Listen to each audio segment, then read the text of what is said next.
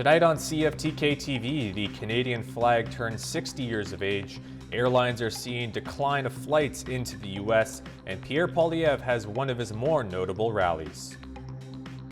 Northwest BC's only television news team. We are CFTK-TV News. Hello, I'm Damien Smith, and thank you for joining us here on CFTK-TV. Well, breaking news over in Toronto as a plane headed from Minneapolis ended up crashing onto Concourse this afternoon right around 2 p.m. Eastern Time.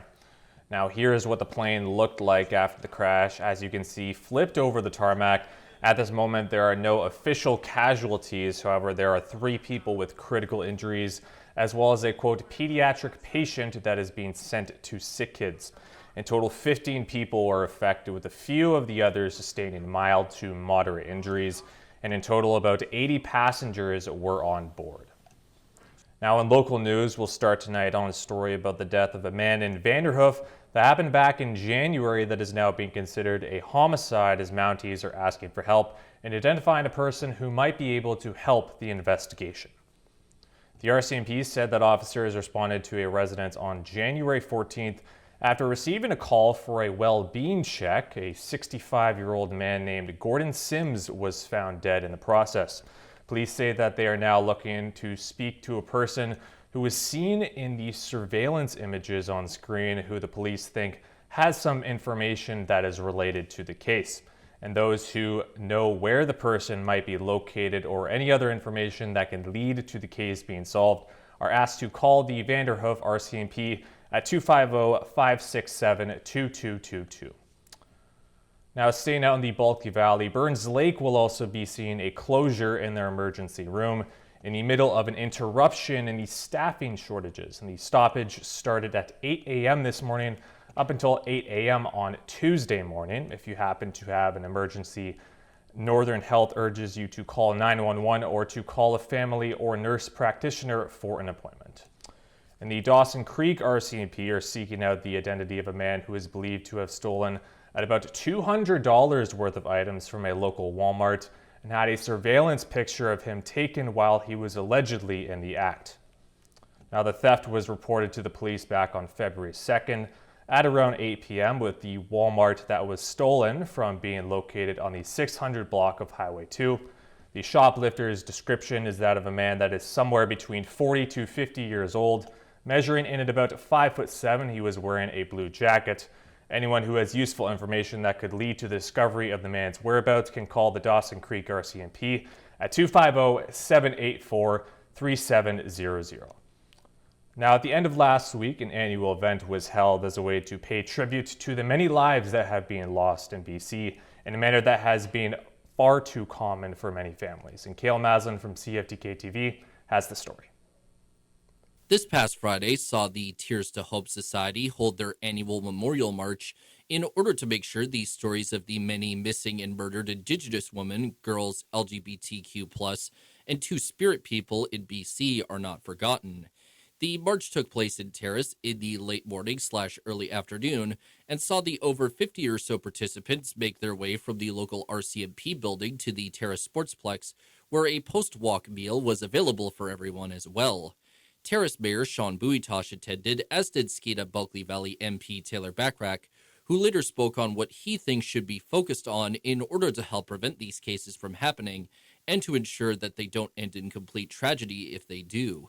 There's 2 things I'd highlight. One of them that's been brought up a lot is transportation, and there have been improvements made in our region, but the bus system and the train system that we have still isn't adequate for a lot of people, so there are improvements needed there. The second thing is something we're pushing for called the Red Dress Alert, and this would use the cell phone network to put out an alert anytime someone's loved one goes missing. Backrack also played up the importance of an event like this, since this kind of tragedy has affected far too many families in the region, and in a later post on their Facebook page, the society seemed incredibly grateful to everyone who came to the event and assisted in keeping the memory of everyone who did not get home safely alive. For CFTK-TV News, I'm Cale Maslin. And the yearly all-native basketball tournament that is held at the Prince Rupert's Jim Saccone Civic Center recently came to a conclusion at the end of last week. And as far as who the winners in each division were, the seniors men's division saw Burnaby blow out Skidgate in those finals. Similkameen dominated Vancouver to complete a three-peat in the women's division. Metlakatla got by Bella Bella in a tight game for the repeat in the intermediate division. Prince Rupert beat in Heidelberg in the men's masters bracket. And Cayan Island defeated Hazelton to win the women's masters division. But anyone with an appetite for more BC tournament basketball won't have to wait that much longer, as the junior all-native basketball tournament will be held next month from March 16th to the 21st. Now, plans for a 200,000 BPD bitumen to fuels refinery located between Terrace and Kitimat have been scrapped, and the proposed facility would have used hydrocracking to process heavy oil. It would have been powered by a 200 megawatt gas-powered power plant. The facility was proposed to refine cost-advantaged feedstock into Euro V standard fuels, and would use carbon captures and storage to minimize CO2 emission. The Pacific Futures Energy Corporation had applied for environmental permitting, and the environmental impact assessment was underway. The Minister of Environment and Climate Change has now terminated the environmental assessment for the Pacific Future Energy Refinery project. The government stated that on December 3rd, 2024, the Pacific Future Energy Corporation notified the Impact Assessment Agency of Canada that they no longer intended to carry out the project. Now, moving back to federal news at a time where patriotism is at an all-time high for Canadians, and it was fitting for the 60th anniversary of the New Age flag to be this past Saturday. Combine that with a hockey game against the United States, it was definitely something to behold. And here's Camille Karmali with CTV News in Toronto.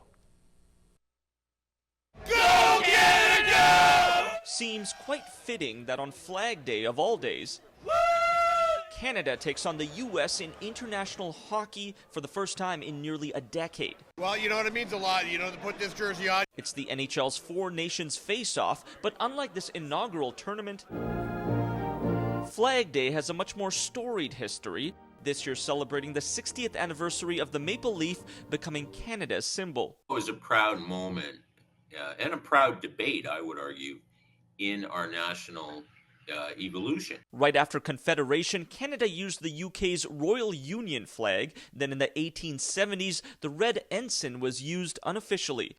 Decades later, a new coat of arms was added. Then in the 50s, the leaves on the flag were changed from green to red. Not long after, the House of Commons sparked a national debate over a new flag before adopting our current design. This year, though, it's taken on a whole new meaning. It's never been like this before, and you know what? It feels damn good. An outpouring of pride showcased today. At events across the country, Canadians banding together. One leaf representing our unity. In defiance of U.S. President Donald Trump's comments and the threat of charging tariffs on Canadian goods, now former prime ministers calling on Canadians to display the flag, and people have been buying in. We've been running off our feet. I've never been this busy in February. But I was there when you were born. This veteran even wrote a letter to the flag. Without you, dear flag, Canada wouldn't exist. With the divide between Canada and the U.S. only growing with each new tariff or threat posed by Trump, it's hard to imagine this Canadian pride fizzling out anytime soon.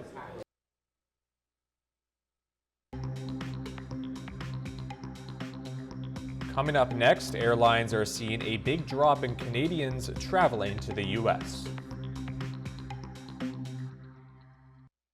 Welcome back to CFTK-TV. Well, with many Canadians boycotting American products being sold in Canada, many are also canceling their flights going into the United States. And this is at a time where snowbirds will tend to pay a visit to the south in search of warmer weather. And Colton Prale from CTV News has more on this topic. When winter hits, most Canadians dream of heading south.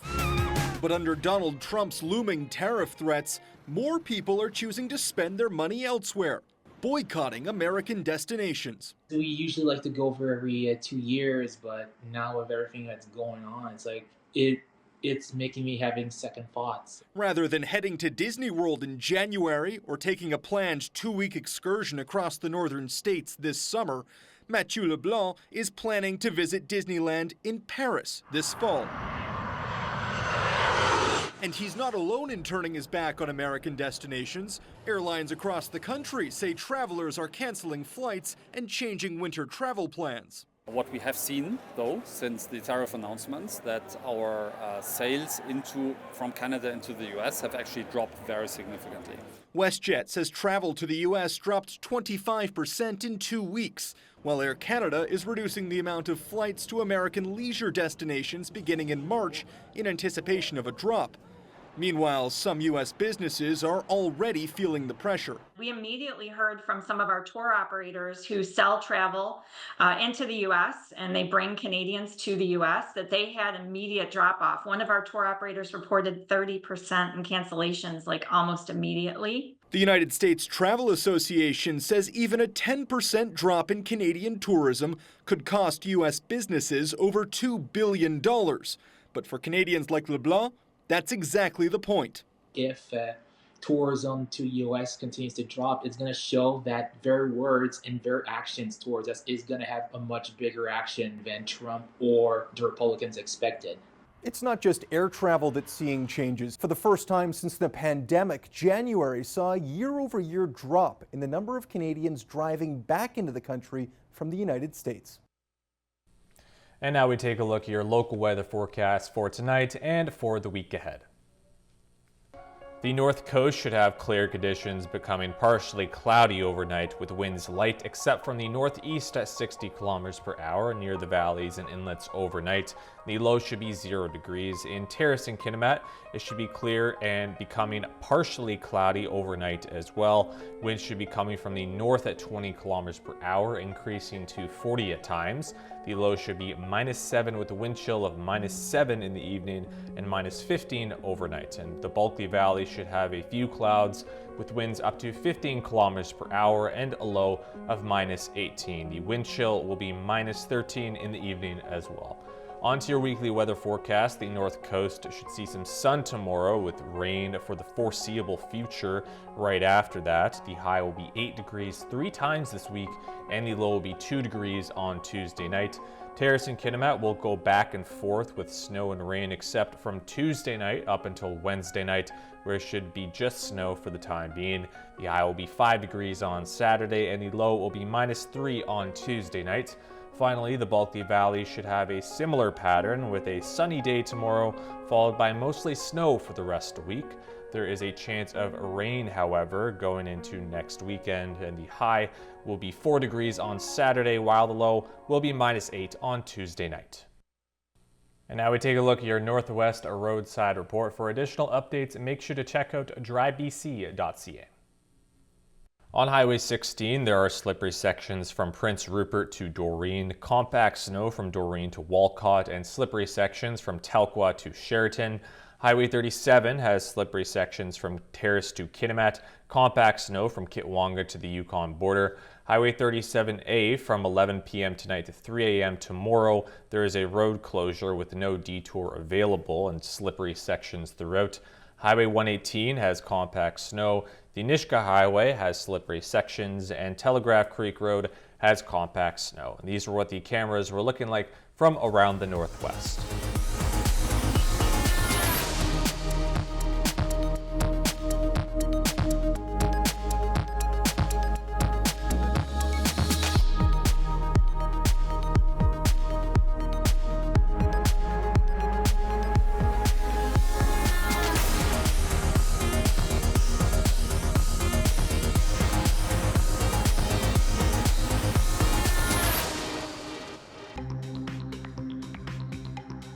Still to come, Pierre Poilievre spoke this past weekend in one of his most notable rallies yet.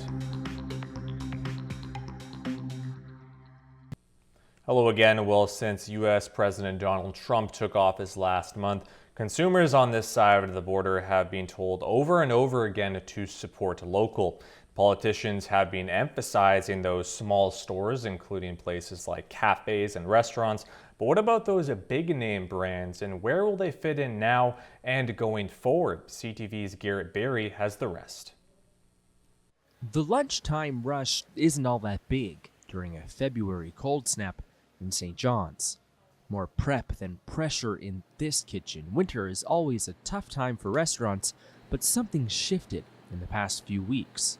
I think people are quite aware that big things are coming, big changes. Franchise owner Trudy Chafe says her regulars have been cutting back as politicians talk trade, taxes, and tariff threats on the news each night.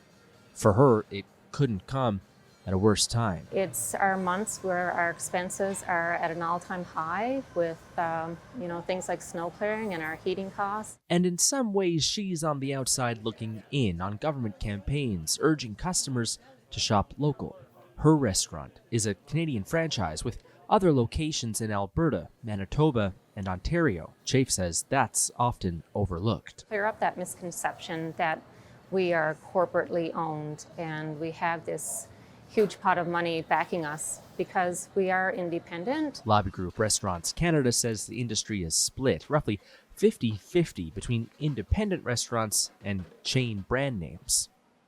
The challenge comes, I think, for consumers is what is local, right? So if you look at a franchise owner, somebody who's purchased a franchise, they're a local person, they live in the community. At her shop, Chafe says she's trying to get the word out about her business and how it gives back to the local economy. I employ between 25 and 35 employees, depending on the time of year. And I support local businesses. I purchase local draft. Garrett Berry, CTV News, St. John's. And over the weekend, Conservative leader Pierre Poilievre had one of his more unique rallies to this point, as those in attendance wore all things in Canadian colors. Here's Jeremy Charon over in Ottawa. Pierre Poilievre. Introduced to a crowd of hundreds of Conservative supporters by his wife. Are there any patriots in the room who are ready to put Canada first? Pierre Poilievre leaned into a new patriotic theme with a clear message for Americans. We are mild-mannered and made of steel. He pledged a strong response if the U.S. moves ahead with tariffs, vowing to match those imposed on steel and aluminum, and said he'll respond dollar for dollar against generalized tariffs if he becomes prime minister. Let me be clear. We will never be the 51st state. We will bear any burden and pay any price to protect the sovereignty and independence of our country. Poilievre also focused in on policies in his platform, promising to eliminate regulations in the energy sector and pledging support for a national west-to-east pipeline. He vowed to bring premiers together within 30 days of taking office to eliminate barriers to interprovincial trade, and committed to increasing defense spending with a focus on the Arctic. But he also doubled down on a key campaign message. The carbon tax will be an even bigger issue in the coming election than we thought. Combining Trump's tariffs with Carney's carbon tax will decimate our industries and destroy the jobs of our workers. But as the Conservatives look to tie Liberal leadership frontrunner Mark Carney to the Liberal Party's missteps, everything is broken. Everything is broken. Fake news. Fake news. The Liberal Party is looking to tie Pierre Poilievre to Donald Trump. No one says this great country is broken will put Canada first. And no one who worships Donald Trump should negotiate with him. The refocusing for the Conservatives comes as many public opinion polls have recently shown the Liberals are reducing the gap with the Conservatives, raising more questions about just how soon Canadians could be heading to the polls.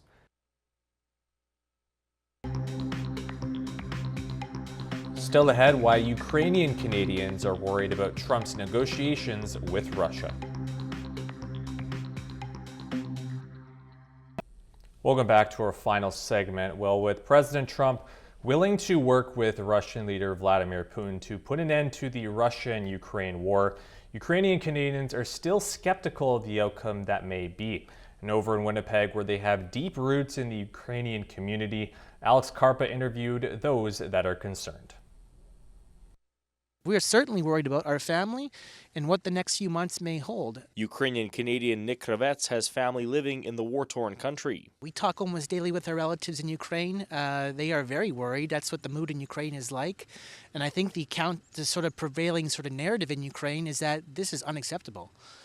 Anything about us without us is unacceptable. Oleg Klochak arrived in Winnipeg from Ukraine with his family in April of 2023. He too says his family back home is concerned about the rhetoric coming from the U.S. president, which he says does not favor Ukraine. I'm so upset, but at the same time, I hope for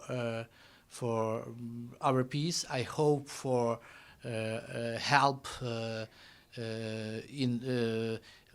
towards negotiations. Others are worried history could be repeating itself. I hope this is not, Czechoslovakia gives up part of its territory for peace moment, because we all know how that ended. Both Trump and the Kremlin say Ukraine will have a say in the negotiating process, but it's unclear what role it will play.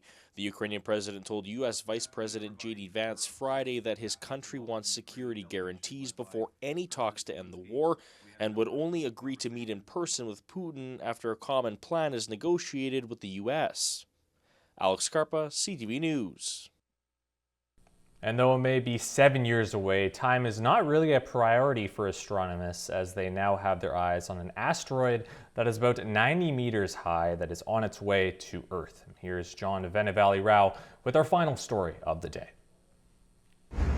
A deadly asteroid headed for the Earth sure seems like the plot of a Hollywood movie. But the potential threat posed by this hunk of space rock is hardly fictional. This is something to watch. It's not something to lose sleep over. It is something to watch. First spotted by astronomers in December, the asteroid is called 2024 YR4 and is thought to be between 40 to 90 meters in length, which could make it as tall as London's Big Ben. But so far away, it shows up as a mere speck in this image from a telescope. Initial projections put the chance of a collision with the Earth in the year 2032 at 1.2%. But by Thursday, that rose to 2.3%, or about 1 in 43 odds. And this is what we have been observing, that little by little, the impact probabilities have been rising. If it was to hit, scientists say it would not be a planet-wide killer, but bigger than the meteor that exploded over Russia in 2013, shattering windows and injuring more than 1,000 people. It is big enough that if it hit a city like Toronto, it would wipe it out. The city would disappear functionally, and we'd have to rebuild from scratch. 2024 YR4 orbits every 4 years and is currently moving away from us and getting fainter. So scientists may have to wait until its next return in 2028 to know for sure if a hit is likely. Today, what we can say is that we have 98% probabilities of the object not impacting the Earth. In March, the James Webb Space Telescope will be trained on the asteroid to better determine its size. If there's a serious risk of an impact, 3 years ago, NASA did prove it can smash a spacecraft into an asteroid and nudge it out of the way. This is so cool. Just to ease your mind, in case that 2% chance still seems way too high. John Venevali-Rao, CTV News, Toronto. That'll be all for our cast tonight. Thank you very much for watching, and have a good night.